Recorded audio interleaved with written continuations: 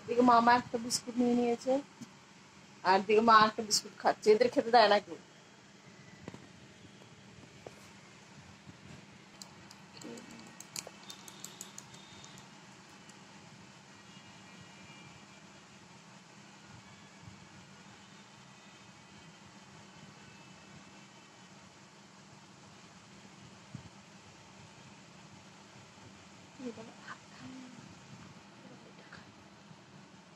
এবারে বিস্কুট খায়, বাবা ভাত খায় না।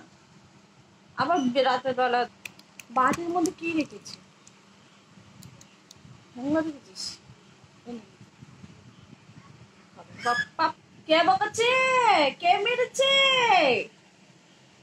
কে দিয়েছে? কাল দাও, হ্যাংলা চলে এসছে।